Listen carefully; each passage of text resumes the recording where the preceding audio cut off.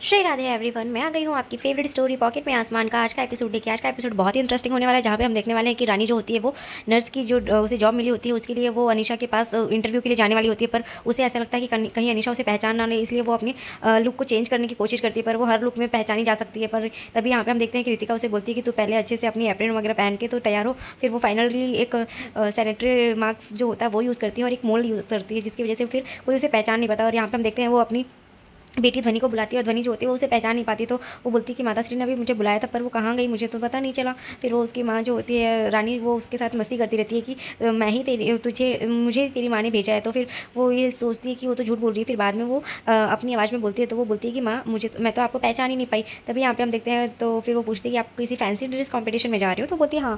फिर यहाँ पे वो उसे गले लगाती है और वो उसकी फिर वहाँ से निकलती है। और यहाँ पे हम देखते हैं कि अनीशा जो होती है वो इंटरव्यू लेने के लिए बैठी रहती है, तो उसे बोलती है कि अगर किसी पेशेंट को अर्जेंटली तुरंत ही बॉटल चढ़ाना हो ग्लूकोज की, तो फिर क्या करेंगे, तो उस वो करके बताओ। तो यहाँ पे हम देखते हैं कि जो रानी होती है वो जैसे ही ग्लूकोज चढ़ाने की कोशिश करती है, तभी उसको टेबल पे अपना नाम दिख जाता है, तो वो देख के वो बहुत ही परेशान हो जाती है। और यहाँ पे हम देखते हैं कि जो रितिका होती है वो ध्वनि को लेके जाती रहती है, बिकॉज उसको साथ में जाना होता है। एक इमरजेंसी केस आ जाता है, पेशेंट के पास जाना होता है, जिसकी वजह से वो ध्वनि को घर पर अकेला नहीं छोड़ती, इसीलिए वो साथ में उसे लेके जाते हैं। जैसे ही लेके जाते तो वो आइसक्रीम के लिए बोलती है कि कितनी गर्मी लग रही है, तो क्या हमें आइसक्रीम नहीं खाना चाहिए।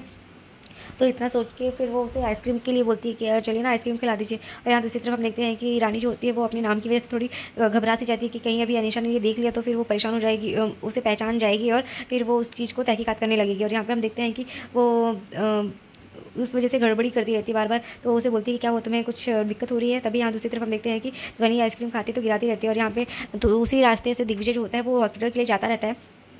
तभी हम देखते हैं कि जैसे ही वो उस साइड से जाता रहता है, तो उसने ध्वनि को देख लिया होता है। ध्वनि को देखते ही वो अपनी गाड़ी रोकने के लिए कहता है, और वो जैसे ही उतरता है गाड़ी से, तो ध्वनि की तरफ जाने लगता है। और जैसे ही वो उस तरफ जाता है, तभी एक ऑटो वाला आ जाता है और ऑटो में वो बैठ के रितिका जो होती है वो ऑटो में बैठ के चली जाती है। और ध्वनि भी उसके साथ ही चली जाती है। तभी वो उसके पीछे भागता रहता है, पर वो उसे नहीं मिल पाता है।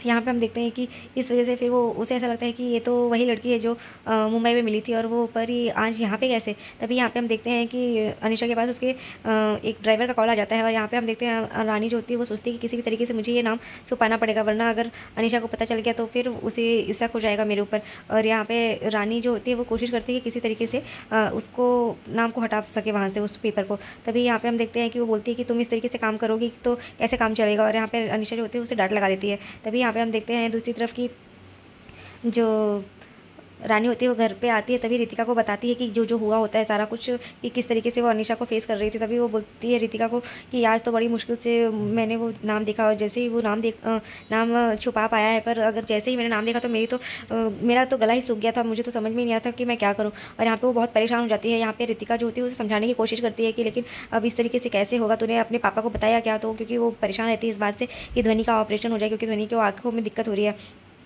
तो यहाँ पे वो उसे इसीलिए बोलती है कि जल्दी से अगर वो सही हो जाएगा तो फिर मुझे किसी से डरने की ज़रूरत नहीं होती और रहेगी। और यहाँ पे हम देखते हैं कि जो निरंजन होते हैं वो अपनी बहू के साथ यहाँ पे आ चुके होते हैं अहमदाबाद को रानी को ढूंढने के लिए। तभी यहाँ उसे देख के वो ढूंढने की पूरी कोशिश करते हैं मणिनगर एरिया में, पर वहाँ पे वो मिलती नहीं है। तो फिर किसी को पता नहीं रहता कि वो वहाँ पे है, क्योंकि उसने अभी तक किसी ने देखा नहीं होता। तभी वो उसकी फ्रेंड को कॉल करने की कोशिश करते हैं जो रितिका के पास ही, पर रितिका का नंबर निकालने की कोशिश करते हैं, क्योंकि वो बोलते हैं कि हमें पुलिस कंप्लेंट करनी चाहिए। तभी वो पुलिस कंप्लेंट करने की सोचते हैं, और फिर उसे ऐसा लगता है कि शायद वो हो सकता है कि रितिका के पास ही गई होगी। और यहाँ रानी जो होती है वो रितिका के घर पे होती, खाने के लिए बैठी रहती, पर रितिका उसे बोलती है कि तू खा क्यों नहीं रही कुछ। तो बोलती है कि कुछ खाने का मन ही नहीं कर रहा यार, क्या करूँ। और यहाँ पे हम देखते हैं कि रानी जो होती है वो बहुत ही अभी टेंशन में रहती है कि क्या करेगी, वो किस तरीके से सब कुछ मैनेज करेगी। और यहाँ पे रितिका उसे समझाती है कि तू इस तरीके से क्यों टेंशन ले रही, तुझे जितने दिन तक यहाँ रहना है तो यहाँ पे रुक सकती है, तू टेंशन मत ले। और रही बात ध्वनि की, तो ध्वनि को भी हम संभाल लेंगे। तो वो उसे बताती है कि उसकी आंखों की कंडीशन बहुत ख़राब है। तभी यहाँ पे एक डिलीवरी बॉय जो होता है वो आता है, तो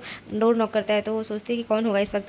और यहाँ पे हम देखते हैं कि निरंजन जो होते हैं वो रितिका के घर का पता लगाते हैं, पर जहाँ पे वो जाते हैं तो रितिका वहाँ से घर खाली कर चुकी होती है। और यहाँ पे हम देखते हैं कि वो बोलते ही है उससे कि हो सकता है कि वो उसकी जो बहू होती है वो बोलती है कि हो सकता है वो आई होगी और चली गई होगी एक ही दिन में। और रही बात, आपने हमेशा उसे समझाया है कि अपनी लड़ाई खुद लड़ो, तो हो सकता है उसे अपनी लड़ाई लड़ने दीजिए पापा, और जब उसे आना होगा तो वो ज़रूर आपको फ़ोन करेगी। हर बार वो जैसे ही आपको चिट्ठी लिख रही थी तो उस तरीके से वो फ़ोन भी तो कर सकती थी ना आपको आने से पहले, पर उसने नहीं किया, तो उसे अपनी लड़ाई खुद लड़नी है। तभी दूसरी तरफ हम देखते हैं कि यहाँ पे देखते हैं कि वो बहुत परेशान हो चुके होते हैं। और यहाँ हम देखेंगे कि रानी जो होती है वो ध्वनि को बताएगी कि आज से आप डे केयर स्कूल में जाओगे तो वहाँ पे आपको बहुत ही अच्छा लगेगा, नए फ्रेंड्स मिलेंगे, टीचर्स मिलेंगी। पर आपको एक और अच्छी बात है वहाँ पे कि आप वहाँ पे यूनिफॉर्म को आपको नहीं पहन के जाना होगा। तो इस बात से वो खुश हो जाती है। फिर उसको पूछती है कि तब तो मैं अपनी फेवरेट फ्रॉक पहन के जाऊँगी, पिंक वाली। तो ये सब चीज़ें वो बोलती है कि हाँ हाँ बिल्कुल। और यहाँ पर हम देखते हैं कि जो दिग्विजय होता है वो याद करता रहता है उसी बच्ची को। तभी वहाँ पे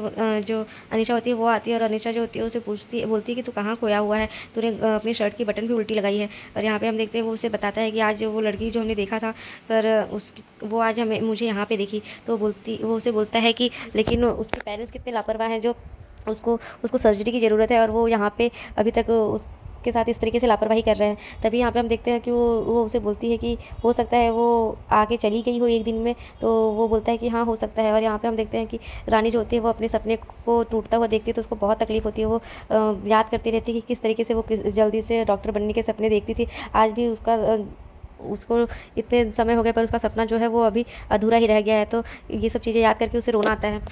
तभी यहाँ हम देखते हैं कि जो दिग्विजय होता है वो उसे बोलता है कि हमें उस बच्ची को ढूंढना चाहिए और उसका इलाज करवा देना चाहिए। और उसके पेरेंट्स के इतने लापरवाह हैं जो फॉर्म भी नहीं भरे, अगर फॉर्म भर दी होती तो उसका ट्रीटमेंट कितने जल्दी स्टार्ट हो चुका होता है। और यहाँ पे हम देखते हैं कि जो रानी होती है वो ध्वनि को लेके आ जाती है उस डे केयर स्कूल में। और यहाँ पे वो अपनी स्कूल में जैसे ही आती है वहाँ पे तो वो सारी बच्चों से मिलने लगती है। और यहाँ पे जो टीचर्स होती हैं वो उसे बताती है कि एश्योरिटी दिखाती है कि आप टेंशन मत लीजिए, मैं समझ सकती हूँ कि आप यहाँ पे परेशान हो रही हैं अपने बच्चे को लेकर, पर हम ये स्कूल 12 साल से चला रहे हैं तो आप बिल्कुल भी परेशान ना होइए। और 5 बच्चों के बीच एक केयर टेकर रहता है तो आप बिल्कुल भी टेंशन मत लीजिए। तभी वो उसे बोलती है कि लेकिन यहाँ पे जो स्कूल में जो वॉचमैन है वो तो आए नहीं गेट पे, मैंने देखा तो वो बोलते हैं कि वो आ जाएंगे। तभी दूसरी तरफ हम देखते हैं कि जैसे ही जो रानी है वो हॉस्पिटल पे पहुंचती है तो एक सर्जरी के लिए जाते रहते हैं। तभी वो एक नर्स को इंस्ट्रक्शंस देते हैं। तो जैसे ही वो इंस्ट्रक्शन देते हैं तो वो रानी बोलती है कि लेकिन सर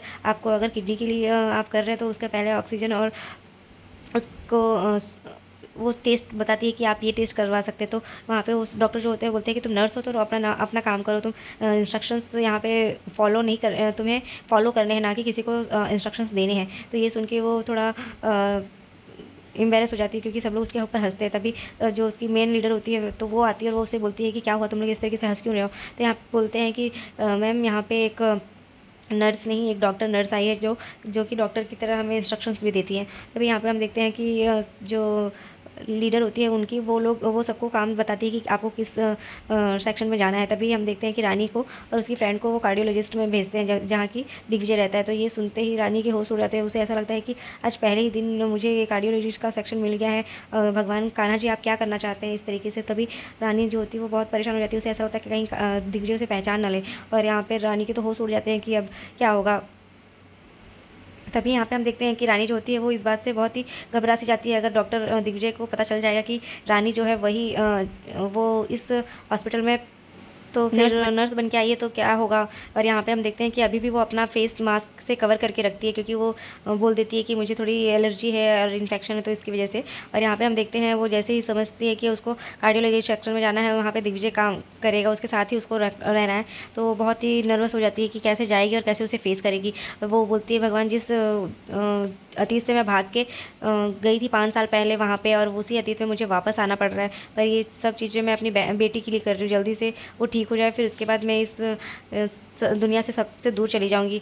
तो आज के एपिसोड में बस इतना ही फ्रेंड्स। नेक्स्ट एपिसोड में हम देखने वाले हैं कि डे केयर स्कूल से जो ध्वनि होती है वो चली जाती है और वहाँ पे हम देखेंगे कि वो दिग्विजय से मिलने वाली होती है क्योंकि वो निकल जाती है, उसे मदर्स डे के लिए गिफ्ट लेना होता है अपनी माता श्री के लिए, तो इसलिए वो वहाँ से निकलती है और जैसे ही ठोकर खाती है तो गिरने ही वाली रहती है, उसकी आंखों में फिर से धुंधला धुंधला दिखने लगता है। तो जैसे ही वो उसे मिलती है तो वो बोलती है कि आप मेरे घर पर लेके चलो। और यहाँ पर हम देखते हैं दिग्विजय जो होता है वो उसके सामने आ जाता है उसके घर में, और दिग्विजय जैसे ही रानी गेट खोलती है तो दिग्विजय को और ध्वनि को एक साथ देख लेती है। तो आज के एपिसोड में ये फ्रेंड्स मिलते हैं नेक्स्ट एपिसोड में, तब तक के लिए bye bye, take care, Radhe Radhe, अपना बहुत ध्यान रखिएगा। होप सो आपको वीडियो अच्छी लगी हो तो चैनल पर नए हैं तो चैनल को सब्सक्राइब करना, बेल आइकन को प्रेस करना बिल्कुल ना भूलें। Thank you.